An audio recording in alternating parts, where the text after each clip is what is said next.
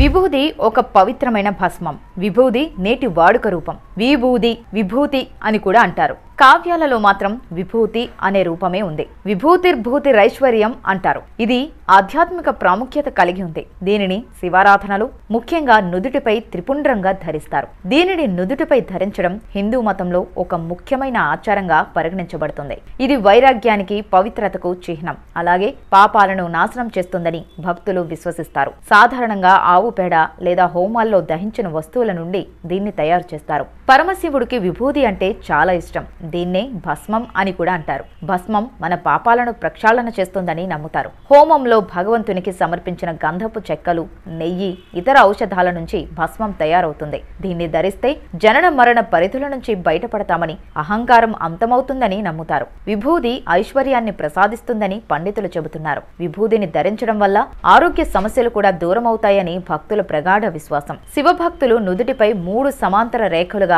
విభూదిని ధరిస్తారు. దీనిని త్రిపుండ్రం అంటారు. విభూది ధరించడం వల్ల అశుభాలు తొలగిపోతాయని, పవిత్రత కలుగుతుందని, మనసులో జ్ఞానం వెలుగుతుందని నమ్మకం. ఇది జీవితం యొక్క నశ్వర స్వభావాన్ని గుర్తుచేస్తూ వైరాగ్యానికి చిహ్నంగా పనిచేస్తుంది. విభూదిని తమిళనాడు, కర్ణాటకలోని శైవాలయాల్లో ఎక్కువగా ఉపయోగిస్తుంటారు. విభూదిని గుడుల్లో అనుసంధానమై ఉండే గోశాలల్లో తయారు చేస్తుంటారు. మూలికలు, సుగంధ ద్రవ్యాలు, ఆవు నెయ్యి ఇందులో సంక్షిప్తమై ఉంటాయి. విభూది అహాన్ని, కోరికలను అగ్నికి ఆహుతి చేశామన్న దానికి గుర్తుగా సాధువులు ధరిస్తుంటారు.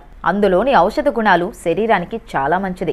పద్ధతి ప్రకారం ఉంగరపు వేలు, బొటన వేళ్లతో విభూదిని తీసుకొని కనుబొమ్మల మధ్య, గొంతు మీద, ఛాతి మీద ఎక్కువగా ధరిస్తారు. విభూది ధారణతో ఆధ్యాత్మిక భావన పెరగడంతో పాటు అనారోగ్యాల నుండి శరీరాన్ని కాపాడుకోవచ్చునని ఆధ్యాత్మిక పండితులు సూచిస్తున్నారు. విభూతిని విశేషమైన సంపదగా, అలౌకిక సంపదగా భావిస్తారు. విభూతి దహించదు, దహనమవ్వదు. ఇది నిర్గుణత్వాన్ని సంతరించుకుంది.